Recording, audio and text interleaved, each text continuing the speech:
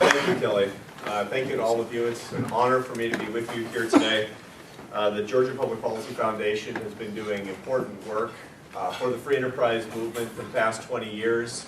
I can assure you, from the vantage of a nonprofit think tank in Washington, D.C. with much the same principles as GPPF, that the work that we do simply would not be possible if it were not for the important work that GPPF does. I know that many of you are supporters of GPPF. I congratulate you on your wisdom, and I thank you on behalf of people who don't live here in Georgia for the work that you're doing. We see it, we understand it, it's an inspiration to us. It's the kind of thing that will translate into the important work that we can do in Washington, D.C.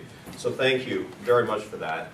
It's a delight to have an invitation to come to speak to you. I always do love to come back to Georgia. I only spent 3 years here, but my second son was born at Piedmont Hospital. This is the living legacy that we have in my household of Georgia.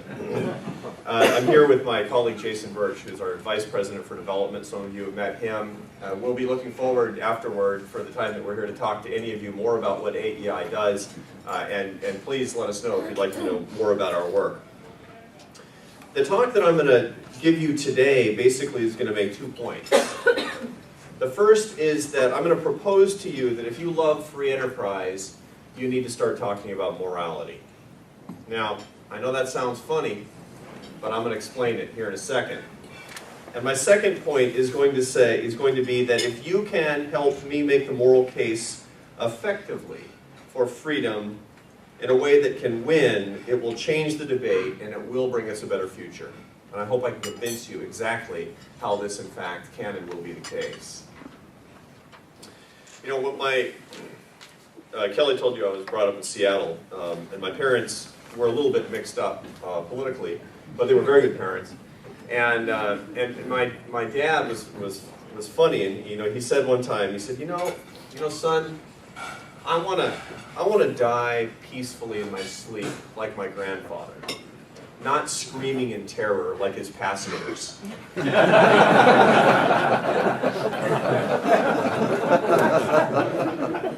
That could be a joke about our policymakers in Washington, D.C. right now. These are perilous times. We're running more than a new $1 trillion in deficit in 2012. There's no balance under the president's budget ever. Government as a percentage of GDP will never fall under 23% if President Obama has his way. And this means trillions of dollars in future taxes and debt and or default, something that would be unprecedented for the United States. Seems sometimes like our policymakers are peacefully sleeping while we're screaming in terror. Now, to be fair, some people want real change in Washington, D.C. A good friend of AEI and a good friend of mine personally is Paul Ryan, a congressman from Wisconsin, who's put forth his path to prosperity, and I recommend it to your interest. It provides real solutions to many of America's problems. But in general, we need more Paul Ryans. We need more people with more ideas that are bold and serious about the fundamental changes we need in public policy, because this train is going toward a cliff. Can we do that? There are a lot of cynics who say, actually, you can't. It's got to wipe out. There's nothing that can be done. But history says we can do something. History says we can fix it. It's going to be hard, but it can be done. If you look back over history, at terrible times in public policy, there are times when revolutions came about in the way that we think about things and we've made hard decisions. But they all have 4 things in common. Successful policy revolutions all look like this. They all start with the moral case for change. Not with the money case for change, not with the pragmatic case, with the moral case for change. Second, they demolished the things that were in their way. They talked about why the status quo is incorrect and it's morally degenerate and it has to go. Third, they proposed real solutions. They proposed real solutions that real Americans could understand, could grasp. Not just esoterica, not just stuff down in the weeds, but real solutions that people could grasp onto. And finally, there was leadership, which induced people to make the sacrifices that they needed to make to have these things come about.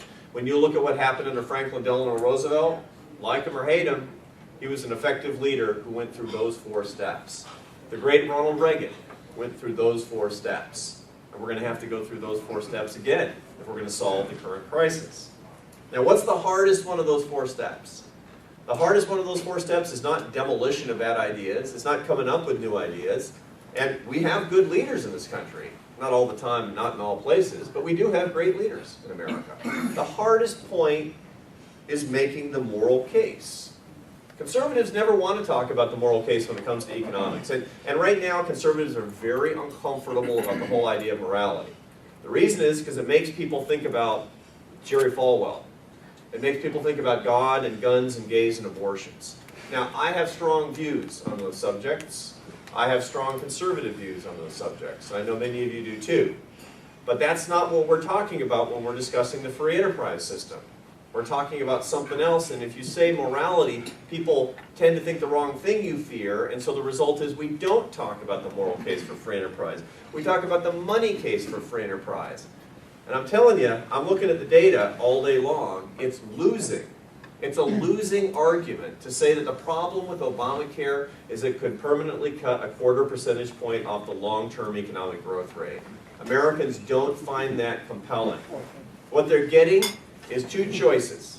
They're getting a choice between a left-wing moral case for a false kind of fairness, and they're getting right-wing materialism that says it's all about economic growth. And if you think either one of those things is going to get Grandma to let go a part of her Medicare, you got another thing coming, because she's not going to. What do we need? We need to have the real moral case. We need to have the rejoinder to the left that speaks to the heart. And if we don't, we're going to fail. Now, I'm going to talk to you a little bit about not just what I think about what's going on politically, but about some actual research. New research that's coming out from social psychologists about the subject of morality. And then I'm going to relate it back to the points that I just made. There's a great psychologist by the name of John Haidt. He's a professor at the University of Virginia, who's doing the most cutting-edge work currently available on the subject of morality. And one of the things that he shows conclusively with his research is that people are moral creatures. If you listen to college professors, they'll say, well, you know, your morality, my morality, it's all just relative. It's not. It turns out that people consider themselves to be moral creatures, and virtually everybody believes in the difference between right and wrong. And he proves that we're moral creatures in these weird and kind of shocking ways. So one of the things that he does is he'll get people together, human subjects together in a laboratory experiment, and he'll say, I'm going to show you that you're motivated by morality. I say, okay. And he says, imagine this case. He says, your family, you got little kids, and you get a family dog, and the family dog is beloved. The kids are attached to the dog. They love the dog. And one day the door is left open, and the dog gets out in the street, and the dog gets run over by a car. And everybody's heartbroken. And so mom and dad go out and they cradle the dog and they bring it back inside and they cook it and eat it. Now, you didn't think I was going to say that, did you? Neither do the people in these experiments, right? And it goes from kind of a look of sympathy to total shock, right? And he says, see, you're moral creatures. They say, well, what are you talking about? He says, is it okay for them to eat their dog? They love the dog. They want to show more affection by eating it. I say, no, that's not right. Why not? It's just not. And they experience something that he calls being morally dumbfounded. They can't figure, they know it's wrong, but they don't know why. Only humans are capable of not knowing why something's wrong, but knowing that it is actually wrong. This is evidence that we're based not on simple cognition, not based on cost-benefit analysis, not based on economic growth rates, but based on a sense fundamentally of morality. Now, John Haidt, who did this research, has found something very interesting for our purposes too. He's found that a lot of people think different things about different subjects, but fundamentally, morally, we have 2 concepts that we all agree on. Number 1 is that fairness is the touchstone of morality, that people need to be fair. Number 2 is it's important not to harm the vulnerable. Everybody basically agrees on 2 things. Morality goes around fairness and not harming the vulnerable, or serving the needy, you might want to put it. Now, there are other dimensions that other people have. One of the things that he talks about in his research that's fascinating is that conservatives have more dimensions of morality than liberals. He shows that conservatives believe that there's morality around respect for authority, around loyalty to one's group, and around sexual purity. He talks, and liberals don't feel these things, and he's got the data to prove it, which is pretty interesting. But he finds that both liberals and conservatives and people in the middle all agree that fairness and harm for the vulnerable are the essence of what it means to be a moral person. Okay, so when we're talking about our economy, and we want to talk about it morally, we got to talk about fairness. Who's talking about fairness in our economy? The answer is Barack Obama is talking about fairness in our economy. Now, when we talk about the current debt problems, we say, okay, what happened? The government spent too much money for too long. What's the common sense solution? Well, if they spent too much money for too long, spend less money. Many of you are business people. Most of you are business people. Let's say you take over a troubled company. The problem with the balance sheet is it's been spending too much money in a stupid way. The first thing as the new CEO you're going to say is not, I got an idea, let's keep spending all that money, but let's just get some more revenue. That's not a good business principle. You're going to fail. The first thing you do is try to cut costs. Now, that's as true for America as it is for your company. If you're overspending, spend less. That's the essence of Paul Ryan's plan, what John Boehner wants to do with the budget, and et cetera, et cetera. The president says that that approach isn't fair. So for example, on the 13th of April, he said in a speech, in response to Paul Ryan's budget, the Republican budget, the top 1% saw their incomes rise over the past decade by an average of more than $250,000 a year. And that's who needs to pay less taxes? Ask why families making over $250,000 a year should pay much higher income taxes. His only response is, we need a sense of fairness in our tax code. There's one way to interpret that, folks. The one way is we get a fairer economy if we bring the top down. That's what he's saying. That's what he thinks. And he's joined in that sentiment by a lot of people in this administration and in government today. We need to tax more, not because we need the money, or not just because we need the money, but because fiscal reform will not be fair unless we take more from the people who have more. That's his concept of fairness. Now, question, when will our system finally be fair? Right now, this is something we were talking about in a little meeting earlier. Right now, the top 5% of earners pay 45% of all the federal income taxes. Right now, the top 47%, the bottom 47% pay 0 federal income taxes. Today, 70% of Americans are net takers on the tax system, which is to say, 7 out of 10 people take more out of the tax system than they pay into. Is it fair yet? When will it be fair? When 99% of people are takers and 1% of them pay all of it? When our country is a bunch of claimants, when we're all officially on the dole, will it finally be fair then? I think we need a better understanding of what fair means. So let's ask about that a little bit. Let's think a little bit about what fairness means when we're talking about our economy. Now, economists, people in my profession, have actually asked this and tried to demonstrate in some research what fairness means. And I want to tell you about a couple of experiments that I think you might find interesting that economists have executed to try to get at how people feel about fairness and how they define it in economic situations. The first kind of experiment is what economists call an ultimatum game. An ultimatum game is one where you have human subjects and you bring them into the laboratory. Let's say it's me and you, and we're going to play a game with each other. The researcher is going to give me $10, and I get to decide how much of it I'm going to offer to you. Now, let's say I'm going to keep 7 and I offer you 3. Now it's your turn to decide. If you take the deal, you get the $3, I get the 7, and we're done with the experiment. On the other hand, you say, no, I don't like the deal. Neither of us get anything, and we leave empty-handed. Now, an economist would say, if I offer you 1 penny, you should take it, because it's better than nothing. But you all know that you're not going to take that. If I offer you a penny, you say, you greedy SOB, I'm not going to give you, you're going to get nothing. You're going to walk away with $9.99. I'll spite you. You're going to walk away with 0, is basically what's going to happen. In other words, people care about fairness in these experiments. What you find is that on average in the United States, the average offer in ultimatum games is about $4. Generally speaking, the person who's got the 10 will offer you 4, and it's accepted about 85% of the time. Interestingly, people accept about 20% of the time on the West Coast, and about 10%, or they reject 20% of the time on the East Coast, and they accept, or they reject 10% of the time on the West Coast. People are more likely to accept offers on the West Coast than they are on the East Coast.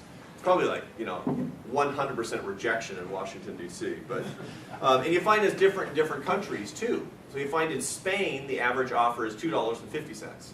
Not $4, and not coincidentally, in Spain, they have the highest rate of rejection of the offers because people think that they're not fair. It's one of the reasons probably it's harder to do business in Spain because people don't trust each other as much as it is in the United States.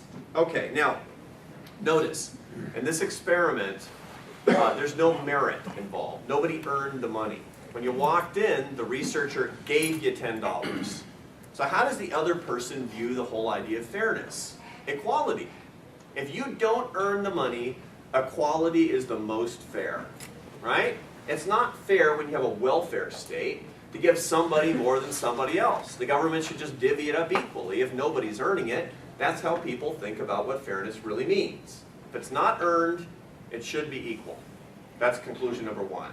Now, there's a whole other set of experiments that brings merit into it. What about what happens when the money is earned? So here's another experiment. This was done by professors at the University of Chicago. A guy named Richard Thaler, who's at the business school at the University of Chicago. He brought people together and asked them this question. Imagine you and your best friend are sitting on the beach. Really hot day on the beach. And what you really want is a beer. You want your favorite beer, thirsty. You want your favorite beer. And your friend said, I'll tell you what, I'm going to go get a couple of beers. Give me some money. I'm going to go to that luxury hotel over there. Give me some money and make sure it's enough to cover the beer, right? How much are you willing to pay for that beer? And if you don't give me enough money and it costs more than that, no beer, right? That's the first scenario. The second scenario is it's not a luxury hotel, it's a crummy little convenience store. How much are you willing to pay for the beer then? It turns out that people are willing to pay 77% more for the same beer if it comes from a nice hotel than if it comes from a crummy convenience store. Now, economists can't figure this out. They say, it's the beer you're paying for, and you should pay the same price no matter where it came from. But that's not right. When there's merit involved, if you have higher costs and better service, you deserve to get a better price. That's what Americans think. People think it's fair if you've got higher costs and a better business for you to be able to charge more. And furthermore, people say in this experiment that it's not right for you to be forced to charge less because the crummy convenience store has lower prices. When there's merit involved, people don't think equality is fair. People think equality is unfair. Now, big conclusions come from this. If nobody earns anything in our economy and it's all just luck and privilege, everything should be equal. On the other hand, if you're going to work every day and you've got merit on your side and hard work and innovation and honesty, then equality is unfair and inequality is fair. Now, if you think that merit and rewarding it, that's the fairest system, then you believe that we have a merit-based society. If you believe that more equality would make us fairer, you don't believe in merit. That's basically what these experiments tell us, and we just learned a whole lot about how the President of the United States sees the American economy. We just learned that this president believes that we don't get rewarded for merit, because that's why he talks about more equality being fairer. Now, everybody knows that it's not all merit. There are lots of cases where luck comes in. You know, I came from a family that it was lower middle class. In the best of years, we were lower middle class.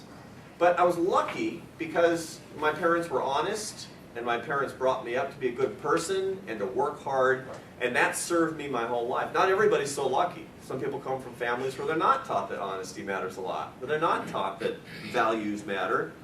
So how much does that count for? And the answer is probably a lot, but it's still a pretty bad idea for us to base our system on the idea that merit doesn't matter. Let me give you a few reasons. Let me give you the best reasons I know why we should consider our system to be based on merit and to reward it as such.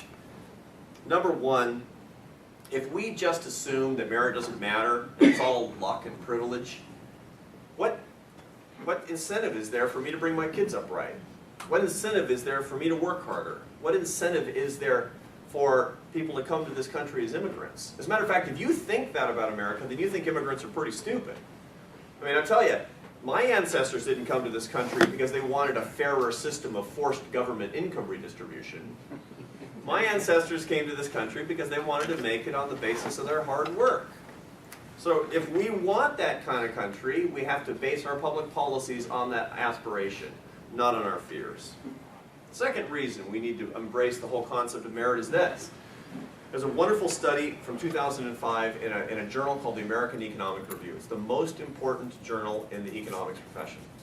Two economists, one from Harvard, the other from MIT, not known as hotbeds of right-wing thinking, that said and showed with data across 29 countries that the more the population believes that rewards are being distributed on the basis of luck, the more they demand policies that distort markets and actually make luck more likely the cause of success. In other words, if you don't believe in merit, you'll get a society that acts like merit doesn't exist, that will wreck markets, and you know what? Merit won't matter anymore. It's a self-fulfilling prophecy. Here is a fact. The president's policies are going to move us further away from the meritocracy that we seek, that our kids deserve, and that our founders envisioned. We are doing real damage right now to the country that we want, and this takes us back to the moral message. People want a moral system. People want a system that's fair. Fair means rewarding hard work, innovation, and creativity. It also means penalizing dishonesty, corruption, free riding, and stupidity. That's what most people think truly is fair. The system that does these things is the free enterprise system. The free enterprise system allows you to match your skills with your passions. It allows you to have rewards to your hard work and your good ideas, as opposed to have somebody else run off with them or have them lay fallow. The free enterprise system creates vast wealth. That's true. But that's not its primary virtue. Its primary virtue is its moral virtue. It brings us true fairness. Now, that's of course a moral point that I hope you'll take to heart, but here's the practical implication from that.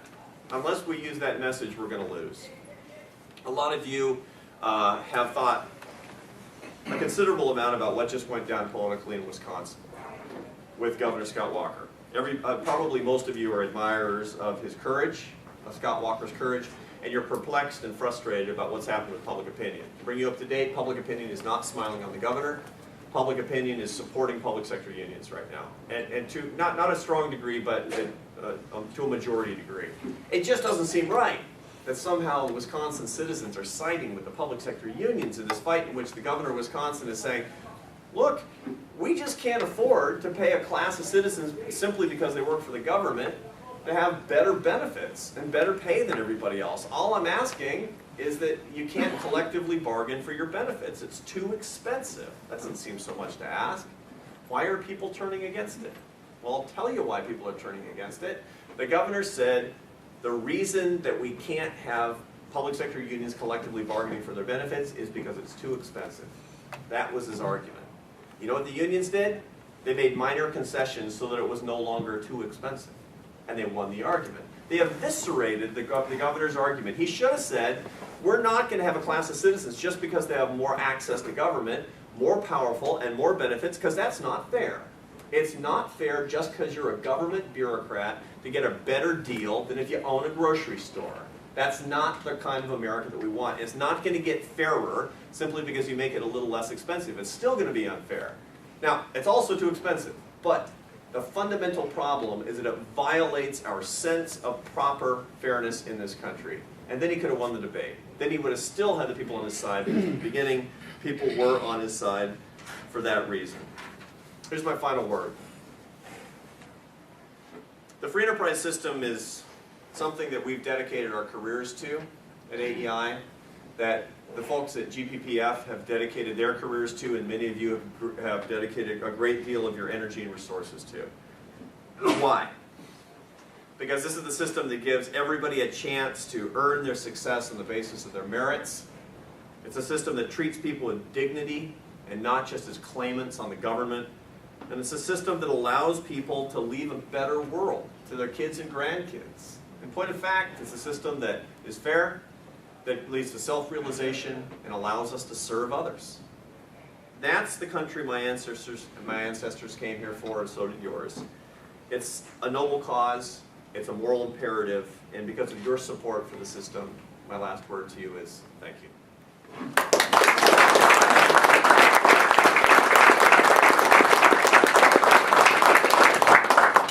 Now we have time for discussion. Questions?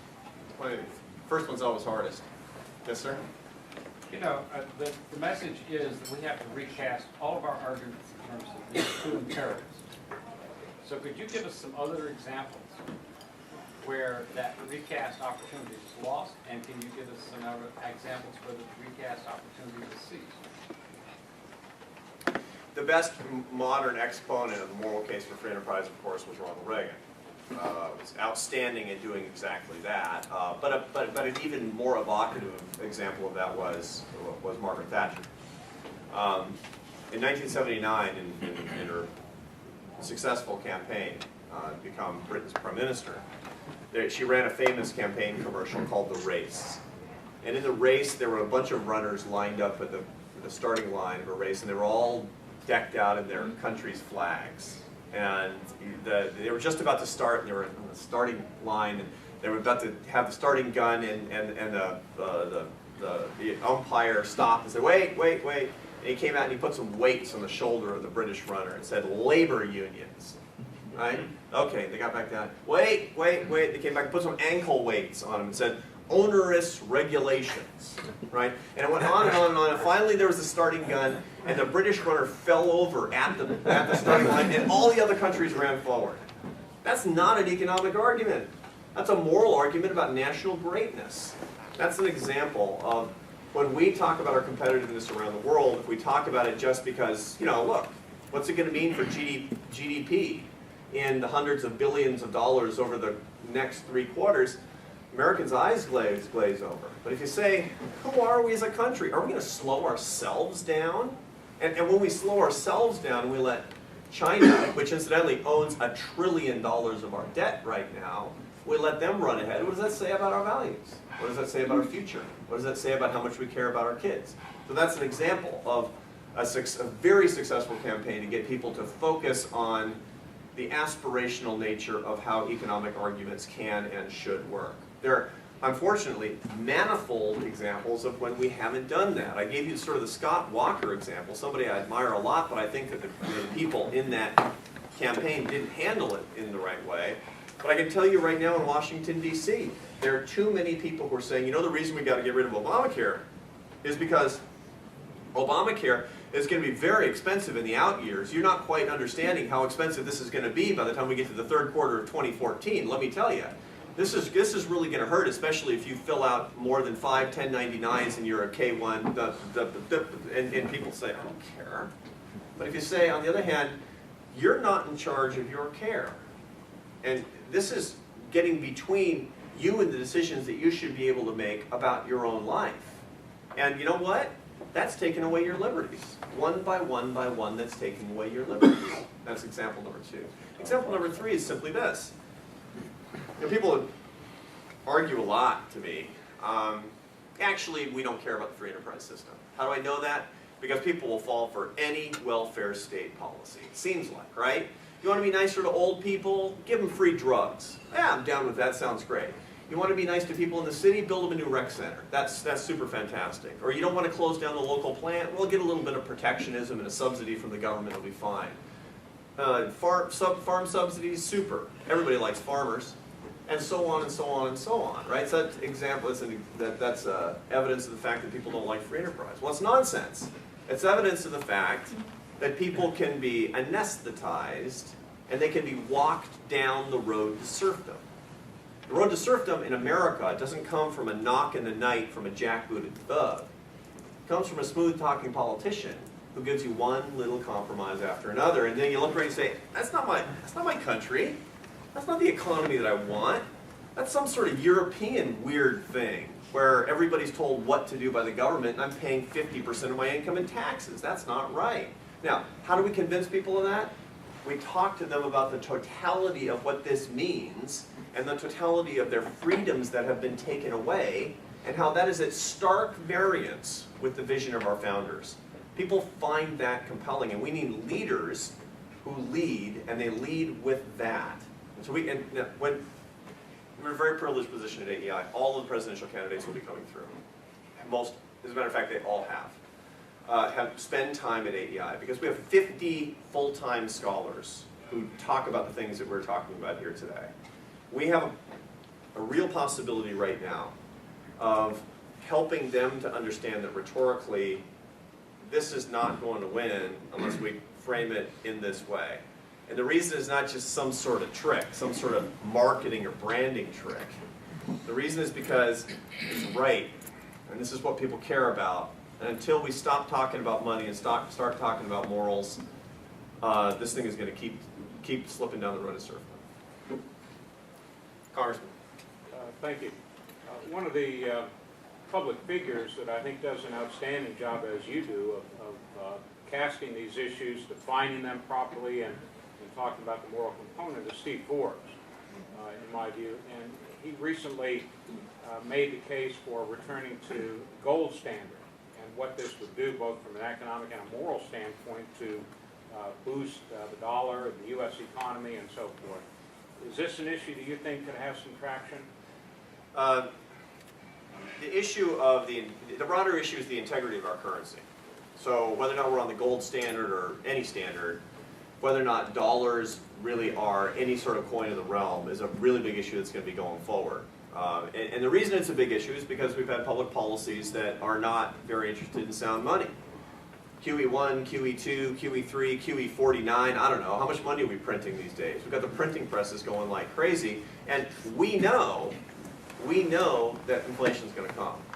And it might not come this year, it might not even come next year, but you can't print money like this and not see inflation. And that's a tax. That's a tax on savers. That's a tax on pensioners. That's a tax on virtuous people. You know what that is? That's a tax on takers and a gift to makers. Sorry, a tax on makers and a gift. Sorry, I didn't get that right. It sounded so good, and I got it backwards. So, it's not. Once again, it's not right. The integrity of money, once again, gets into the ethical realm very, very quickly along these lines. It's going to be a much, much bigger issue because we've been printing so much money. It's going to be a more serious issue whether or not we need some sort of hard standard for our money, or whether or not we're simply willing at some point to cede the global currency to some other country that doesn't necessarily share our point of view or our values, like our friends in the People's Republic of China. Here, and then we'll go back here. Yes, sir. Yeah, for the last couple of years anyhow, we've heard lots of references to Reagan, and we need Reagan, and we need Reagan-alike again. He's not available to us. Margaret Thatcher's not available to us. Whom do you see as being the next, among the candidates for that man or that woman who can step forward and act as Ronald Reagan and or Margaret Thatcher did in their day? Thank you for that question. Are there any other questions? No. Yeah. You know, the conventional thinking in Washington, D.C. right now is that there's no leadership. That leadership's lousy, it's no good, that we have candidates that aren't very visionary and all that. I don't buy it. I don't buy it. I don't buy it. It's not just that I don't buy it because I'm friends with Newt, right? And it's not just because I don't buy it because the de facto head of the Republican Party right now is Paul Ryan, somebody I like an awful lot. It's not just because of my friends. It's because actually, for the first time in my adult lifetime, we have a lot of really diverse choices. One person on the Republican side is going to win the nomination. See my predictions? See, that's very good. The rest are going to be the heads of the Republican Party for the next 20 years. And we have incredible bench strength because they're all really different from each other, and they're going through the process of getting a whole lot of training. Now, which one of them will actually be best? The answer to that is in your hands. They're in your hands because guess who they're going to be coming asking for help? Who these candidates are going to be coming and asking for help? You, me. That's the reason that the messaging on this stuff is so critically important, is to say, how are you going to talk about Social Security? How are you going to talk about Obamacare? How are you going to talk about education? How are you going to talk about taxes? How are you going to talk about entitlements, et cetera, et cetera, et cetera, and helping them. Now, some of them have certain proclivities to be aspirational and inspirational. some of them less so, but all of them can learn, and none of them will unless they get market pressure, and the market pressure is going to come from you. I'm actually pretty bullish on the fact that there's so many different kinds of people, and it's so wide open at this point. No matter who gets the nomination will be legitimate because it won't look like a walk. If Newt's the nominee, or Mitt Romney's the nominee, or Tim Pawlenty, nobody's going to say it was given to him, and all the rest are going to be in a position to be exerting real leadership. But it's a team project. It's you and me and everybody else who loves this, patriots who love this country enough to actually try to change the way that we do our discourse. Back here, yes, sir. I'm wondering, in the discussion of fairness versus merit, this concept of freedom, Right. economic freedom. Right. It seems to me that economic freedom is a synonym for merit. Because people use that term, free to choose and so forth. Yep. So you can choose not to have merit and hope to give us fair. But how does this concept of freedom fit into those? There are three objectives of all public policies: efficiency, fairness, and freedom. Those are the three basic objectives of all public policy. Now, the problem with economists, like me, is economists can only measure efficiency, so that's all they talk about. What I've been complaining about today is that they're incapable of talking about fairness. I could equally well stand up here and complain the whole time that we don't talk enough about freedom, because freedom matters an awful lot. You know, I remember in the heyday of the debates about gun control in cities. It'll always be a debate, but it was really, really a big debate. A lot of economists were showing with data that they thought was really compelling that gun control was a highly efficient policy on a cost-benefit analysis prohibiting guns in cities. What they didn't understand is that people wanted freedom, and that freedom has a lot of value to people. So even if it were true, it would make us less free, and people are not willing to sacrifice that freedom. Here's another case. I did a lot of research when I was in academia on the estate tax. Now, for the case of fairness, I believe in meritocracy, and being born with a whole lot of money is luck, and it's not merit. So if you really believe in meritocracy, people, and I heard this argument 100 times, it turned out to be real easy to deal with, you should just tax inheritance at 100%, right? Say no. Because merit-based freedom or meritocratic freedom, fairness, is not the only objective. There's another objective called freedom.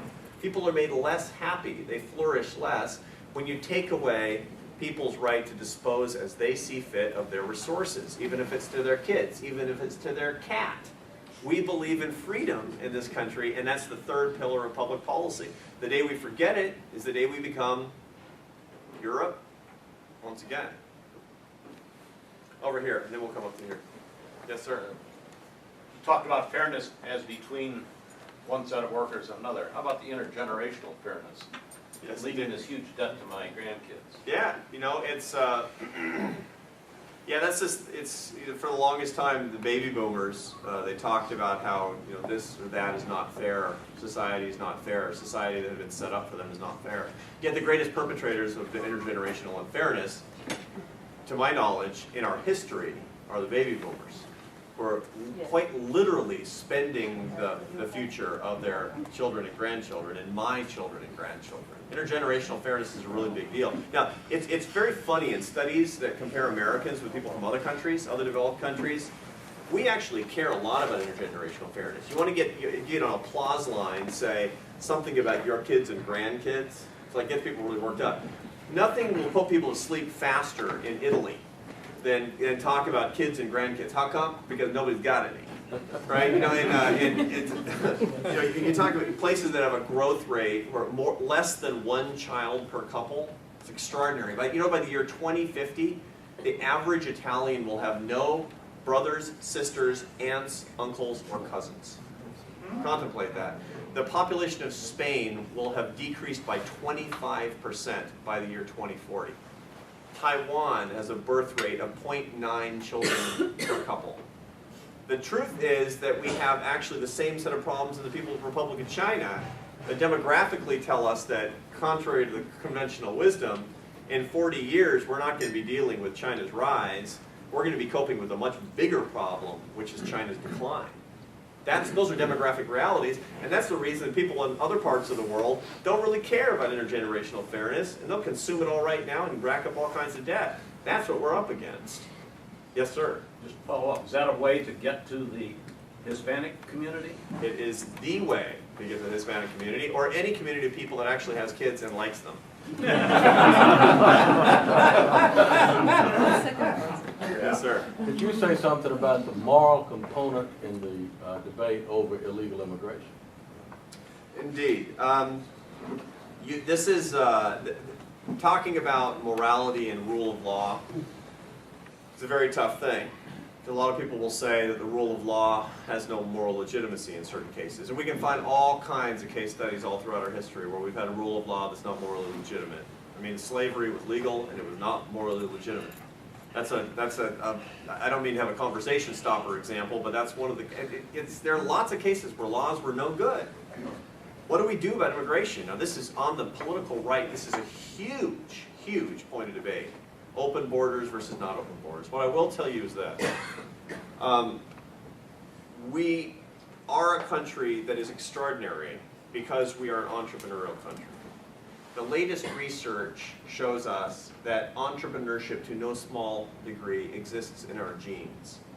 If your grandfather was an entrepreneur, you're going to be a more entrepreneurial person. I got the data that shows you're going to be a happier person as a result of that.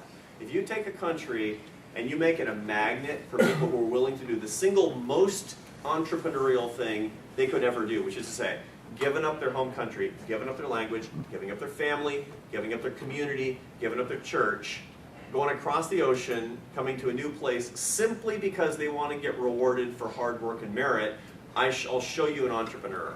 A country that does that based on immigration is a country that's based on entrepreneurship. That's a big deal. Part of the reason that we're arguably the happiest country in the world, depending on how you measure it, but certainly the most thriving country in the world, is exactly because of that, because people were willing to do those really difficult and scary things before us. Now, I don't want to throw that away. I'm completely unsympathetic to people that actually want to make it harder for folks to get in. And one of the things that I want to do right now, incidentally, in terms of immigration policy, is that anybody who gets a college degree here in America, I want to give them a green card today. I want to keep them. I want to keep all of that brain power and all of that entrepreneurial energy, I want to keep it right here in America. I don't want to make it illegal for them to stay around. Now, you're probably talking about something else like sneaking over the border. And that's a much tougher thing. In point of fact, every country has the right to decide who comes in, who doesn't come in. I'm sympathetic to the concept that people want to work hard and they want to come here. How do you adjudicate the cases of illegal immigration across our southern border? That's one specific case. I don't have a better answer for you than that, but I will tell you, at the meta level, we all do best who love free enterprise to have a lot of appreciation for the people who made the entrepreneurial endeavor, and we should look, as far as I'm concerned, very sympathetically at people around the world who have that same impulse. Yes, sir. Okay, we got one more. Can I get two more? All right. Okay, two more. Here and then here. Yeah. Following on what you just said about providing green cards to aliens or aliens that come over here to get a college education. About 30 years ago, there was a book called Economy in Mind that discussed the fact that allowing people to use their brain power, that's what really generates prosperity. And it's a great multiplier. That's true. It's absolutely true. You know, the studies are very clear that the more people feel that they're injecting their creative work into their work, the happier they're going to be and the more productive they're going to be, the less disruptive they're going to be, and the better they're going to be to folks who are around them, the more value that they're going to create. Incidentally, that's the reason that the people who are happiest in our economy are entrepreneurs. Who's least happy in our economy? Government workers. True. Fact number two, who makes more money, bureaucrats or business owners? Bureaucrats, on average, make more money than business owners in America. So you have the exact polar opposite. Who makes the most and who's the happiest? They go in opposite directions. So if we set up a system where people are actually rewarded, they come here, they're rewarded for doing what they're thinking about and doing what they love, and they're here enough because they love it, it's kind of a win-win. Exactly right. Last question. The newest madness I've been reading about is the chance that we'll shut the Alaska oil pipeline down, which many of us are old enough to remember the massive effort to build it, due to all kinds of environmental entanglements. How do you make the argument vis-a-vis environmentalism as to, the moral rightness of keeping oil flowing from Alaska or whatever the issue might be? Well, the proper role of government as regards the economy, regards the environment, is that when we have gross externalities, when you have pollution that's not being controlled by private markets, that's legitimate for the government to get involved. And nobody disagrees with that. Somebody's dumping chemicals into a river, you want to stop them. And if private market signals won't do it, which they typically won't, then you actually, that's why we have a government, right? That's one of the reasons that we have a government. Now, what about the case where certain people say that it's a gross externality to have the Alaska oil pipeline? And the reason is because the life of one loon is worth more than enough energy to power X cars and homes over a certain period of time. All I can say is, that's crazy cost-benefit analysis. We have to actually expose the cost-benefit analysis that leads people to those pathological conclusions. You basically have to say, these aren't, in other words, what's driving that is not sound economics. What's driving that is a crazy sense of values. And what you need to talk about are the values that lead people to run the cost-benefit calculation that way. There are people who said that after the Exxon Valdez disaster, that the only rightful solution to that would be to shut down the Exxon Corporation, to take all of their assets, expropriate everything that they've got. Well, that's nutty. Basically, what that's saying is that every animal that was affected by the Exxon Valdez, which is a terrible tragedy and an unforgivable mistake, that the only way that you can do that is to value in the millions or tens of millions of dollars every life, every bit of wildlife that was affected. That reflects a set of values that most Americans and most people around the world don't share. So the way that you combat that is actually taking it on its face and say, let's look at the values that undergird that argument, and let's have an argument about those values. And when you do, you come down on the side of actually having energy and maybe even a little bit of energy independence, which is what most folks want. Thank you very much. It's been an honor to be with you.